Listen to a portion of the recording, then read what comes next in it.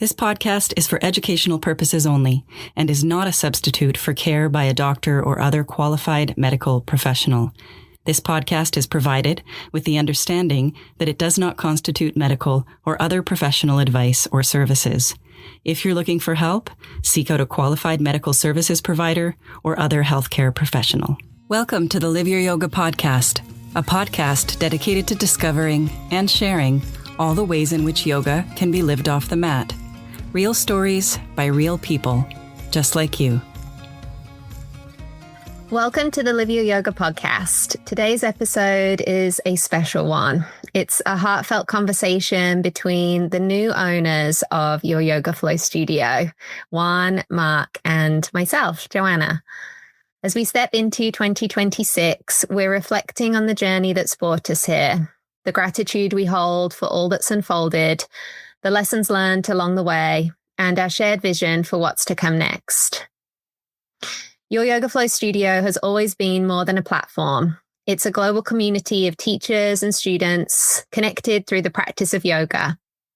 And in this episode, we'll explore how we hope to continue nurturing that connection even further with authenticity, creativity, and care as we begin this new chapter together.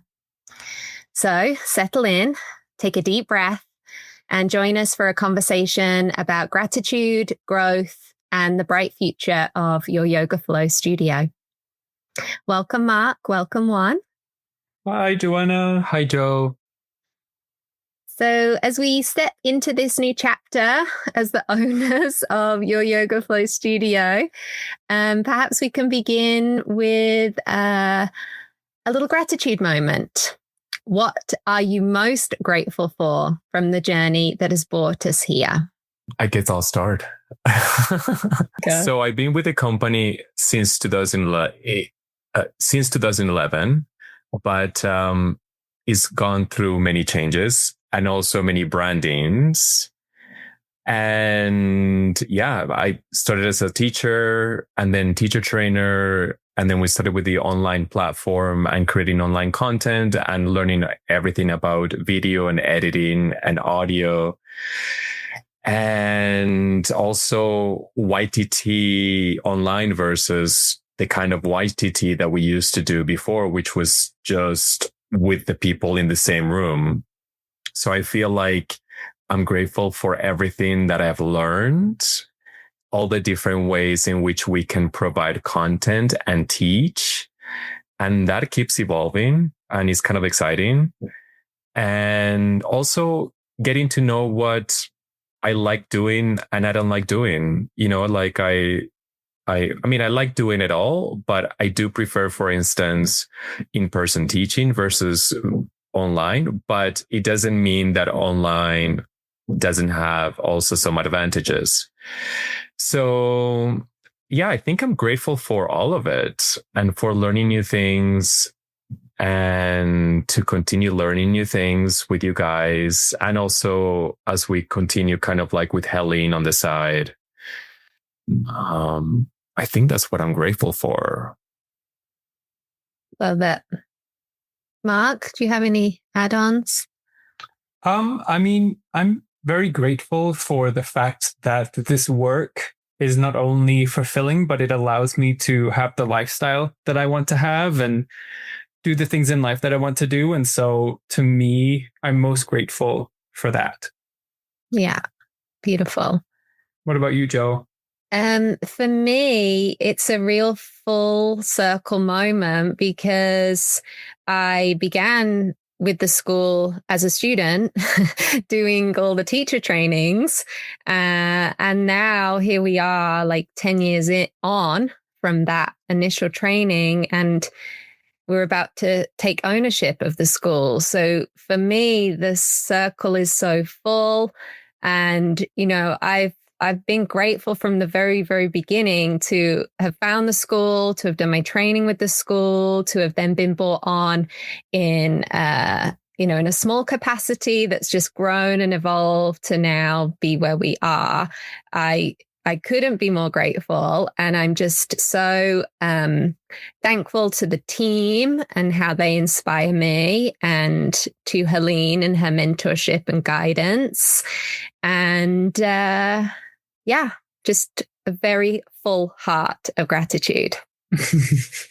Love it. I just have to say that Joe and I had a long explanation and Mark was very quick. Just kidding. Mark was to the point. I'm concise. There's no messing around. He knows what he wants to say. And me and Juan have a much more floral explanation. Totally. Okay. So Your Yoga Flow has a strong foundation and a community that's been built over many, many years. So how do we plan to honor the legacy while bringing our own unique voices and energy to its evolution? That's funny because I think we were talking about this in a way today, which is that, like for people on the outside, nothing really will change. The name's going to stay the same. The faces you see will stay the same. So a lot of it's going to stay the same. And I think honoring that by having, the teachers that teach on the platform and the style of teaching on the platform. But so I think honoring our roots, which is the Your Yoga Flow umbrella, because it has many umbrellas, but then also bringing little parts of ourselves more into what it is that we're doing. And I think individually, but then also the three of us together have some really fun, interesting, unique ideas and ways that we want to keep sharing what we love. And so I think that that will be the evolution, honoring when you say past, it sounds like lifetimes ago, but honoring the past and staying true to who we are and being open to evolve is kind of the way forward, I think.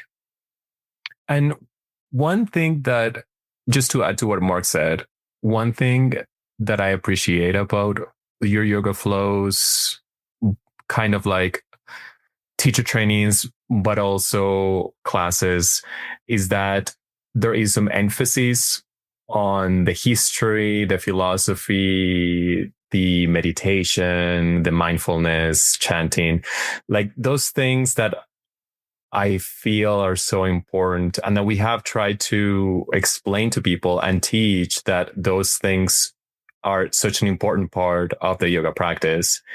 And just to continue with that idea that yoga is not just movement and exercise, but also that it is a whole lifestyle and a way of healing and being in the world with everyone else with a little bit more compassion. Yeah. Yeah. And just to add to that, I also feel like one of our key ethoses is inclusivity and accessibility. And my intention personally is that we continue to make that a huge emphasis on whatever it is we offer out into the world. And, we know that online offerings are more accessible and attainable for many more people. So my hope is that we continue to foster a community of inclusivity, compassion, non-judgment, safety, support, all those things that Your Yoga Flow has always stood for. I hope that continues to be a huge component into whatever we offer next. 100%. Yeah. Mm-hmm. And also, I just want to add one more thing. Like, just that idea of inclusivity and being able to offer other types of mindful movement that we're sort of already started to introduce and to kind of like expand on those. I think that to me is exciting as well. Just to kind of like expand the box of what yoga means. Yes, 100%. Watch this space. Okay, so what does Your Yoga Flow personally mean to each of us, both as teachers and as individuals, and how it has helped to shape our own individual paths? What a good question. Yeah. Can I start? Well, the first thing that comes to mind is everything that I have to learn to be able to teach. So, for instance, in teacher trainings, there was a lot of education that I decided to take myself in order to be able to teach others about certain things. So that is one of the things that... Sorry, what was the question, Joe? What does your yoga flow mean to you personally, both as a teacher and as an individual, and how it's kind of shaped your path? Yes. So that's what I thought. So yeah. So basically the idea of having this job that allowed us to learn so much more about yoga from the moment that I did my teacher training to the point where I had to start teaching others. And then all the things that we have to go through in order to learn that I feel that I took with me, that I'm taking for the rest of my life as well. And that is helping me so much for my everyday living, for the way that there's a word for this, like the resources that one has in order to deal with things. So to deal with daily stress, or to deal with anxiety, or to deal with, other people that we don't have chemistry with. And then having all these tools that I learned through teaching yoga and through being a yoga teacher of teachers, that I feel that I'm taking with me and that I have loved. And I'm so grateful for those too. What about you, Joe? I can definitely tag on to that, because what came to mind for me was, since becoming a teacher and kind of finding my schedule and rhythm out in the public domain, that's been one venture. But then becoming part of your yoga flow and having to show up in a different way, where we're really supporting these new students to becoming teachers, has given me a completely different outlook on how I show up. It's challenged me. It's pushed me to learn and grow, to continue, educating myself on this path. I also get so inspired by the students' practicums.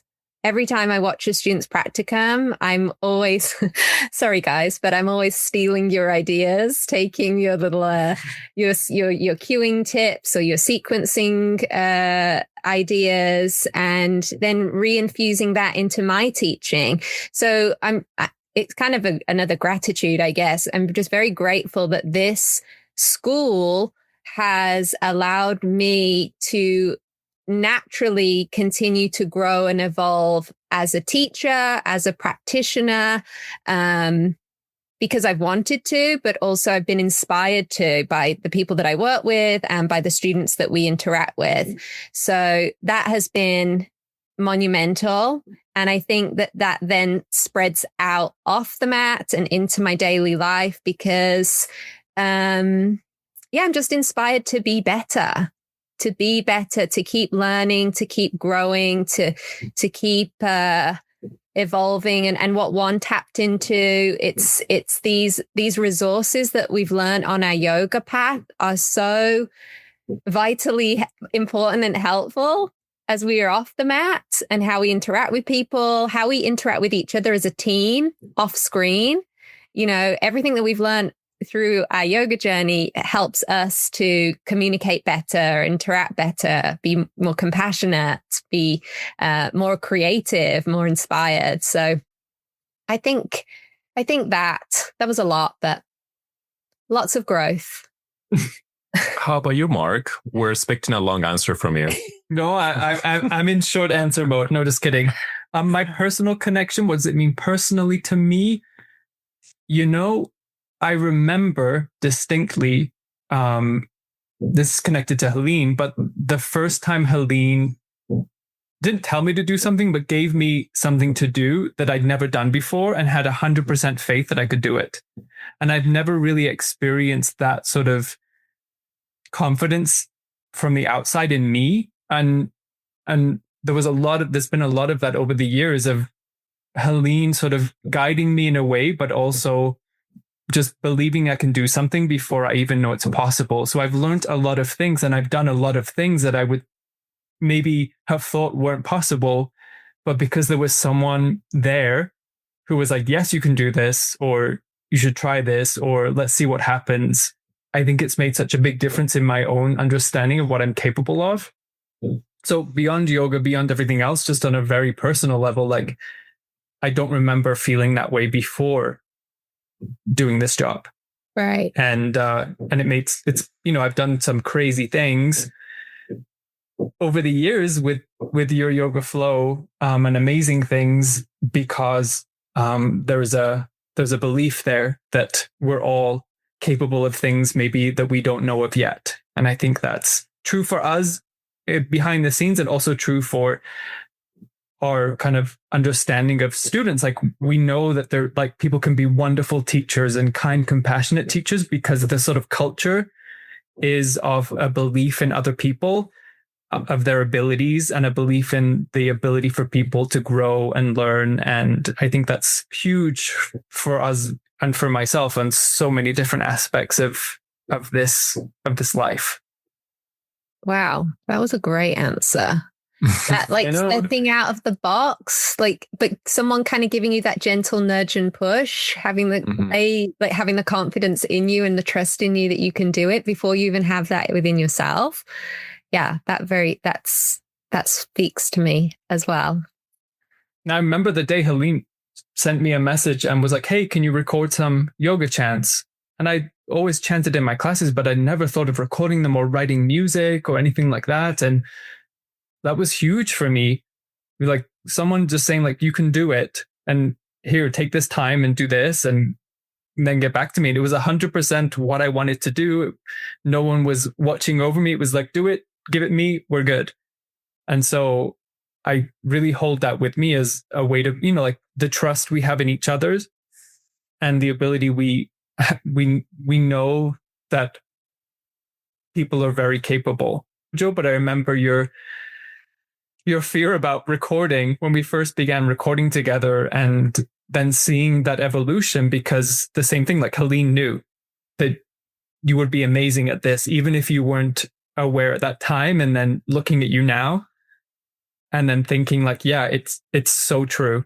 And same for Juan, like, Juan teaching at the studios for the company, and then like, go teach a training, like, someone believing in you is so huge. And I think that's so rare in many aspects of life, to have that support. And that's been huge for me.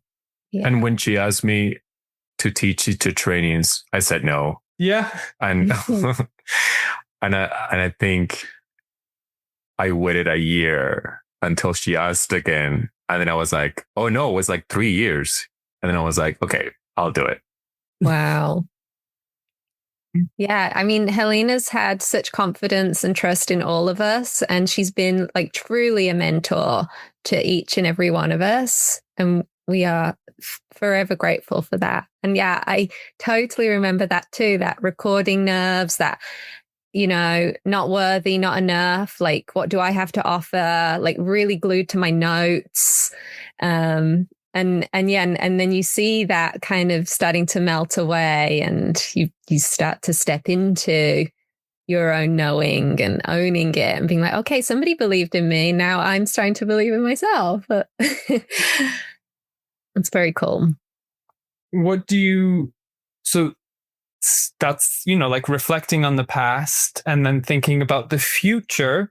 So like, when we think about the future of Your Yoga Flow Studio, what are our collective goals for the next few years? What kind of space or experience do we hope to create for our students and teachers? I mean, I feel like I kind of already stated, like, one of the big ethoses, this inclusion and accessibility piece is huge for me. I'm super, super passionate about that.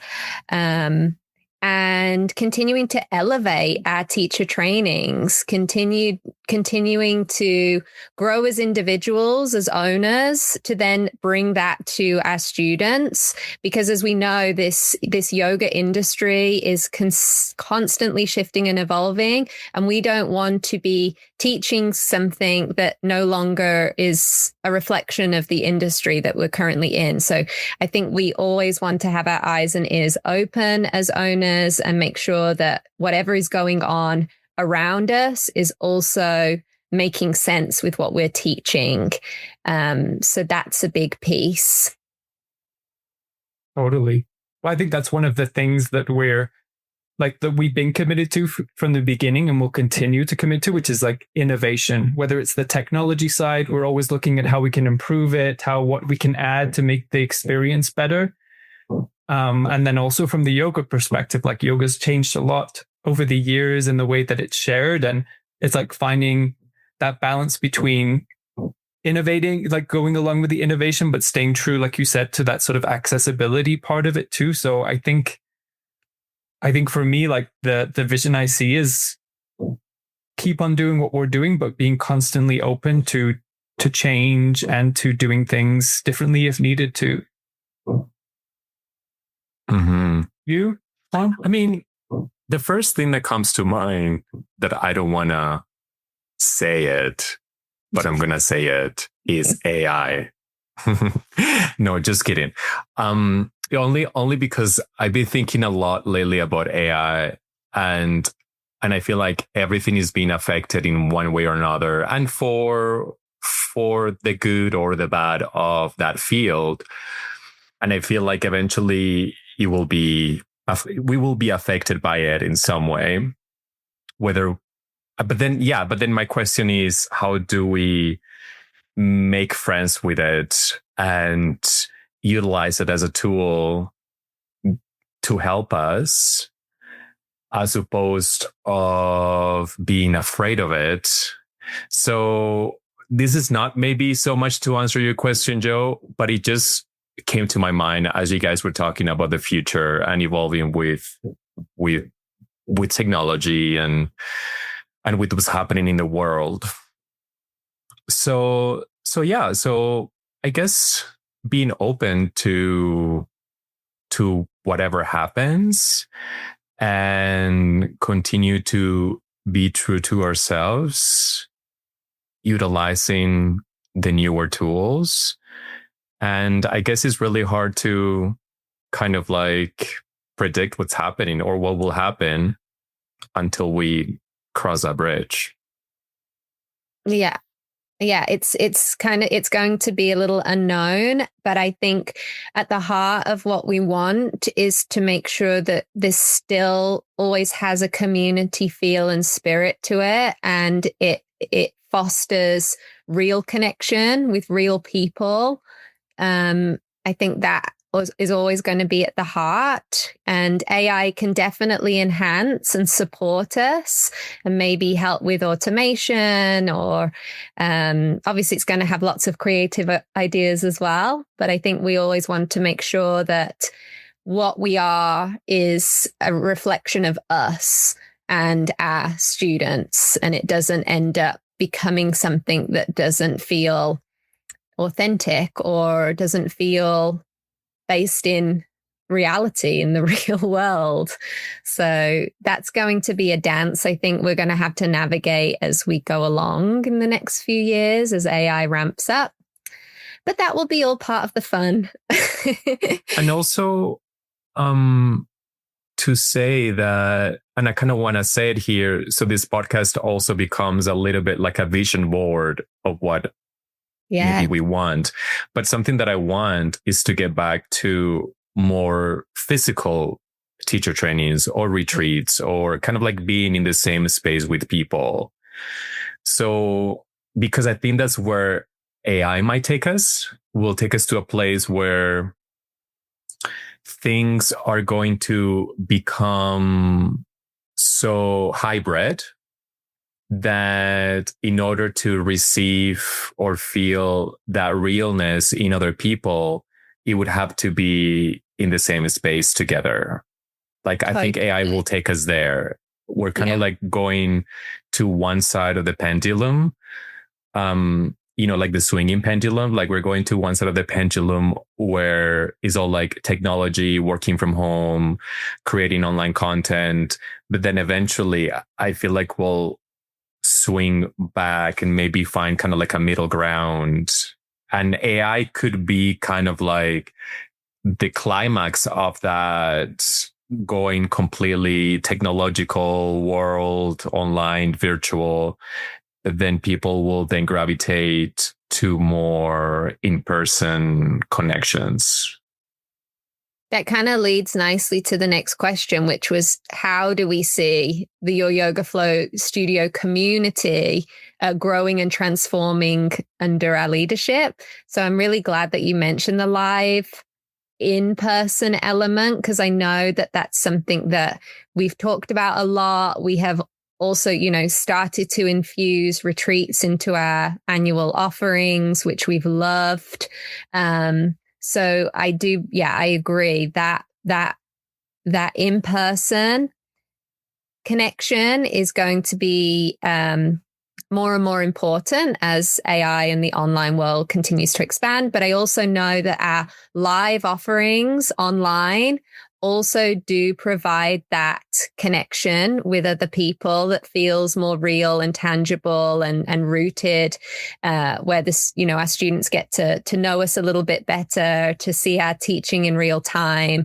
And I would love to foster more of that. Maybe we've spoke about more of an interactive type online experience for students where we can actually maybe see them or at least hear them and communicate more with them. So more of that one-on-one or mentorship or in-person interaction is going to really be a key part of where we go, I think, in order to make sure that AI or the online the AI kind of model doesn't infiltrate into what we do too much.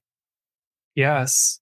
No, I think that, well, no, like I haven't commented on the AI thing yet, but I mean, that's also another podcast. It's true. It's a whole other podcast, but whatever we experience of AI moving forward, everybody else will be experiencing at the same time. So it's like we'll all be students, practitioners, teachers. Everybody's going to be kind of figuring those things out together. So I think that's nice. Like no one's in it alone, and whatever it happens to be, we're all figuring it out together. But when you mentioned the community focus, it made me think of we're really, in the courses, we really like to stress that there's different learning styles. There's visual, kinesthetic, auditory, the different styles of learners. I think that's true for community, because there's people who prefer to have just an online community where they can interact when they want for many different reasons. And there's people who are more in person. So it's like nurturing all those elements of community as much as we can, to, like we do in our courses and training, to accommodate the different ways that people like to engage in community within their own realm of comfort, I think is really important, because, just like there's just different folks for different strokes. No, it's not that way. It's the other way. Different strokes for different folks. Exactly. Yeah. And I mean, we're excited, right? Like COVID obviously really limited our in-person connection with people, but it's so nice now in this moment in time going into 2026 where the world has opened back up again and people feel more confident again to travel, to be in physical contact with other people. So it's nice to know that we can draw back into that world, but also still have, like you said, our other online community spaces for the other people who just are happy with that, content with that. So, yeah. As you say, 2026, it makes me just think about, we were playing a game the other day, like a trivia game, and it talked about when Back to the Future, the third one, go into the future or something, like what year are they in? And it turned out like we've already passed that year. So just when you said 2026, it made me think it was like 2015. Yeah, it was something like that. But it, like 2026 sounds so futuristic. Like it's amazing that we're here, talking about 2026 and thinking about what it is that we want to share with the world. Because when as a kid, it seemed like a future that was light years away, but we passed Back to the Future. And we still don't have hoverboards. Still not yet. Stay tuned for that. So, because, we're talking about different ways that we want to honor and grow. But then what new ideas, offerings, or directions are we each excited to explore as we move into 2026 and beyond? Juan?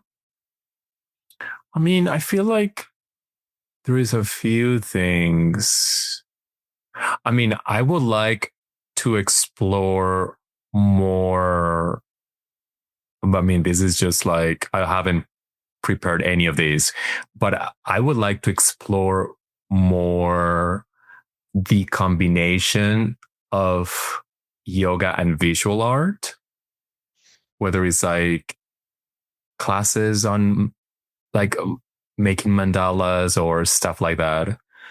I could tag on there because I remember me and you, Juan, talking a bit more about creative sequencing and advanced teacher training options where, it's like an addition to your 300 or your 500 hour certification where you want to refine your cueing or your assisting and adjusting, or you want to get into more inspiring ways of theming and sequencing your classes. I know that we're both super passionate about that. And that would be a really fun additional teacher training. I would also love to do a little more in the space of chair yoga and accessibility for disability, and create more trainings around that and support teachers in being confident working with different bodies. But I also know that we have so many exciting ideas, further down the pipeline, not thinking immediately, but further down the field of how we can continue to advance and grow the school, the subscription models, our in-person offerings, like we've already said. So, stay tuned. And something that, and to tag on that, what you said, Joe, on creativity, also something that I would like to keep doing more of, it's the somatic movement portion and sort of like the somatic yoga. Yeah, I think it will be a cool batch of classes that we could have there too for those interested in that. Yeah. Mark?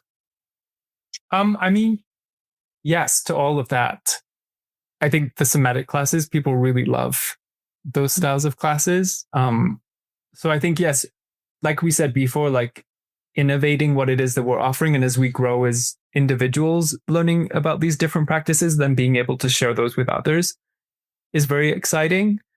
But I think for me, mostly just staying connected, sounds weird, but to the technology behind the scenes and making, like improving that, making the experience just so seamless and wonderful for everybody, and working with the people that we work with behind the scenes to make that happen. I think I'm excited to explore more of that as we move into the future.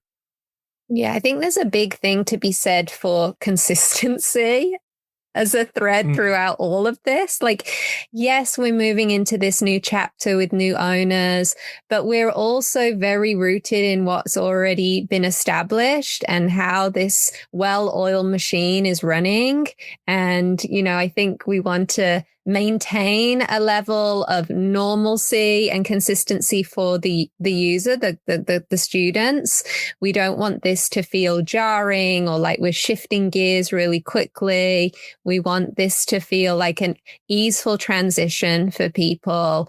They are still going to get that same experience. And, we're just here to foster that and hopefully continue to evolve it and grow it as we see that we are ready and that the industry is requiring it from us.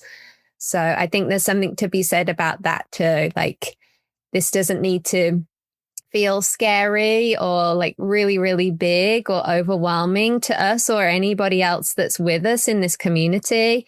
I think, we definitely want everybody to know that we are here and we have our feet on the ground, and we're only going to make choices that make complete sense for our students and for the business.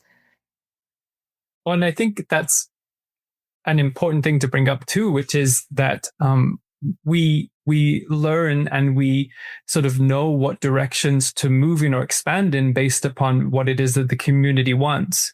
So when we put out a poll, or if there's like the feedback forms, things like this, if you're really suggesting things that you're excited about, that helps us figure out what direction to move in, what potential future trainings to offer, the class styles to offer. When we did a poll, I think it was last year, about what styles people wanted to have. And then we made those we created those classes for people. So it really is tailored to what the community wants as a whole. And the more people let us know what it is that they want, what they're excited about, what they're interested in, then that really helps us figure out what the next steps are as we keep evolving and growing. Yeah, because it's one thing us having all our creative hands in the pot and being passionate about the things that we love to teach and share. But it's another thing making sure that it aligns with what our community wants. So listening is key, and keeping those lines of communication open with the community is key. And just making sure that we're really serving you guys, the listeners, the ones that are taking our courses and enjoying all our online classes. So we will be very open also to what you guys want. Yes, absolutely. Okay, so ownership transitions often bring both challenges and growth. What have we each learned personally and professionally through this process? I think for me, it plays into that same idea of being challenged in a healthy way, being able to do things that you didn't think were possible or try new things and sort of step out of the comfort zone, basically, which is such an important process for growth and change. And so for me, the big one is just expanding the borders of my comfort zone. Yeah, I am very similar, Mark. This is been a big unfolding in trusting my own ability, skill, and knowing, and trusting that also my team, like you two and Helene, like have additional skills that is what creates this amazing business. But I think for me, the biggest lesson has been trusting myself, but also trusting others, that between us, we have got this. And it's not just on one person. It takes a village, and collectively, we move this thing forwards. So that probably has been my biggest revelation and learning as we go along this transition. I don't want to repeat what everyone said, but it is basically that too. I mean, yeah, because it is a new chapter and a new challenge. So all those things come along, like insecurities, doubts, worries. But yeah, just the idea of trusting the universe. Positive? No, I was gonna go there, Joe. Okay.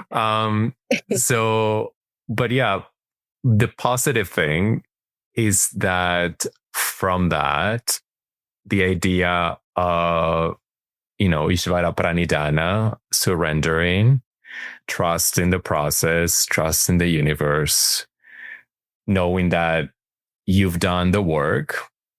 Now it's kind of like start to see the fruits a little bit, even though the work hasn't finished, it continues.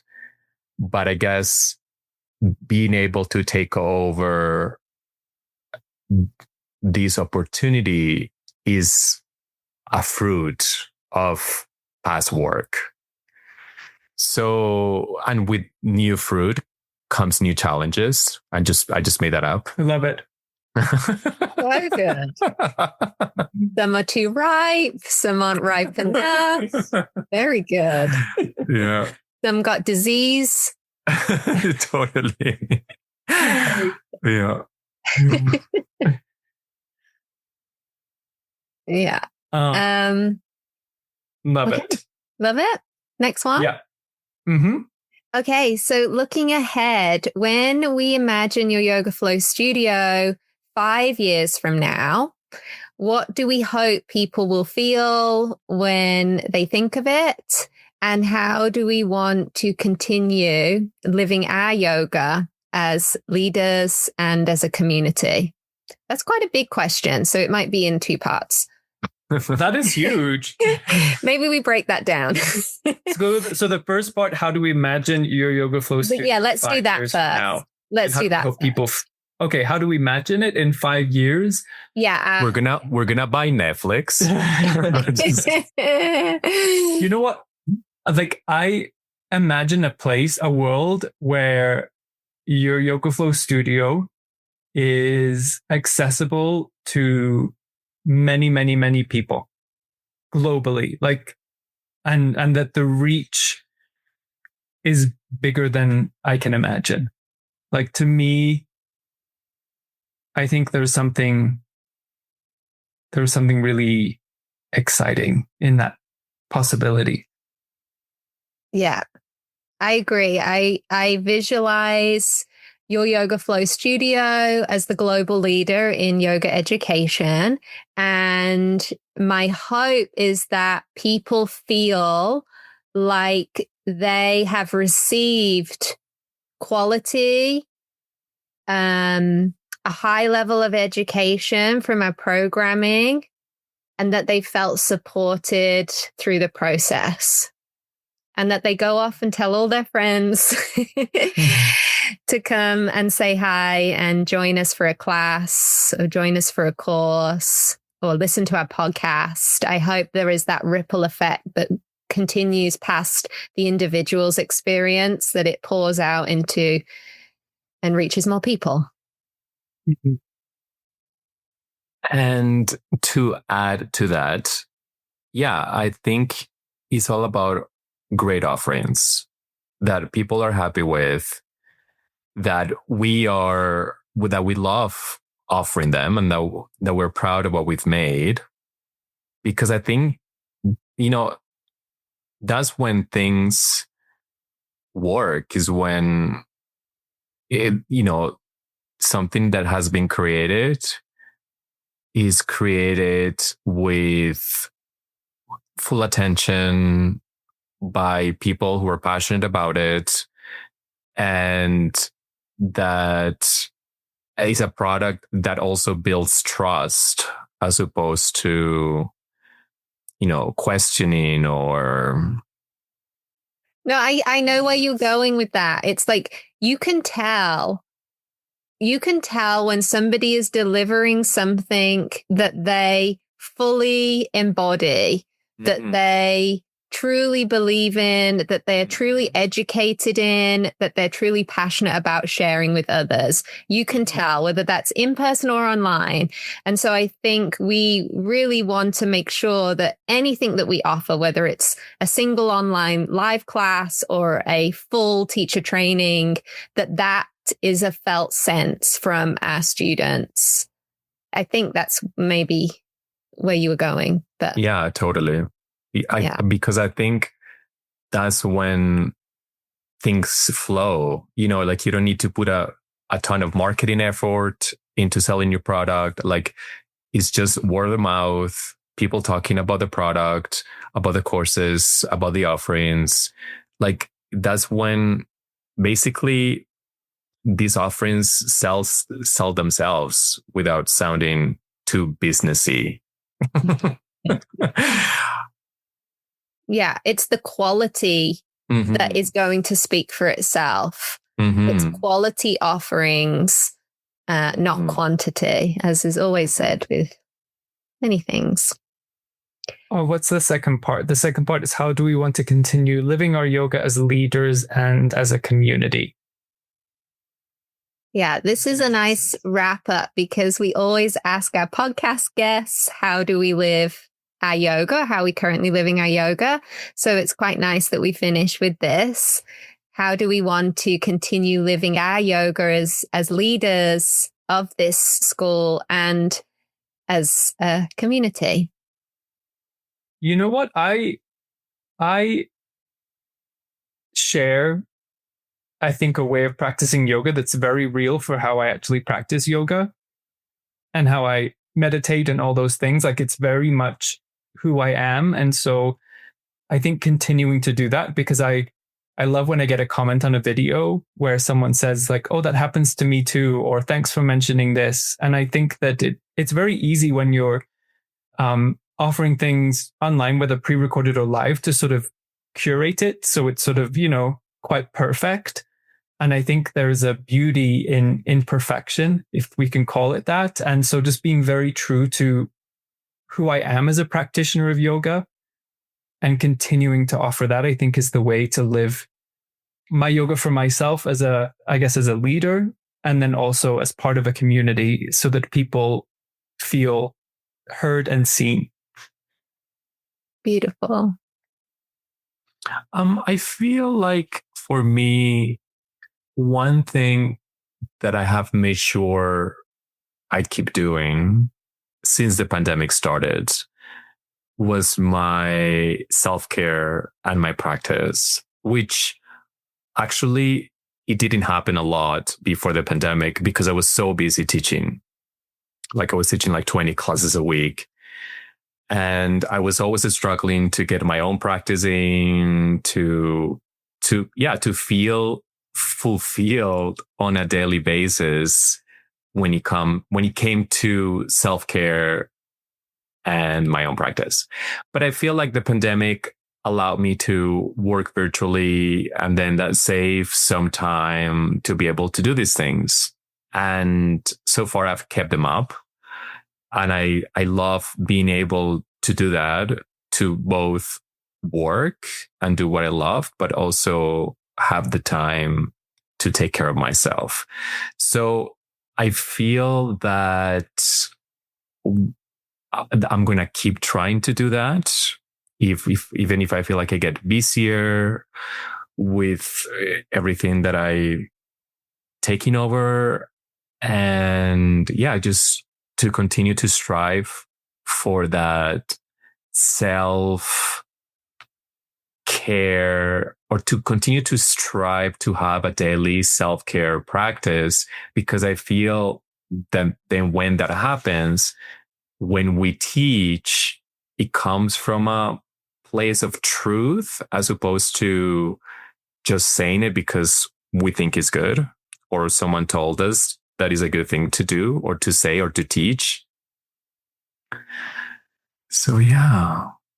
I love that. I mean, it's true. Like, we preach it all the time as teachers to look after ourselves first. Self-care is essential. It's not selfish. But if we are not living and embodying it as the new owners, as the leaders of this new business, it's true. It's going to ripple out, right? So if we stand true in living our yoga on and off the mat, first and foremost, and making that a priority, then we're going to have our tanks filled up.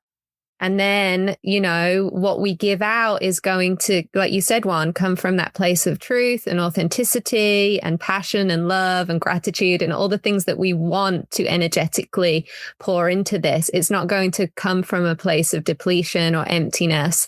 So I agree with you wholeheartedly. The self-care piece has been huge for me too in recent years, and really prioritizing that and making sure that that is as important as my workload, as my teaching. It is giving me a much steadier foundation to operate from. And that ripples out into every part of my life within the business and outside. So I would agree with you. Thank you, Jo, for agreeing with me. Thank you, Juan, for stating it so well. And then answering your question for me. And also, I just want to say, like, without getting soppy or emotional, but I just want to say the biggest thank you to both of you. I'm so grateful to be going into this next chapter with the two of you. I couldn't. I'm so inspired by both of you. I trust you both implicitly. I really value the skill sets that you bring to the table, and I'm super excited for what's to come. Me too, Jo. I feel the same. I can't imagine doing it with anybody else besides the two of you. Like it just feels like just a great, easy kind of working relationship that we have, and then also the friendships that we have amongst us as well. So I think, I couldn't imagine it any other way.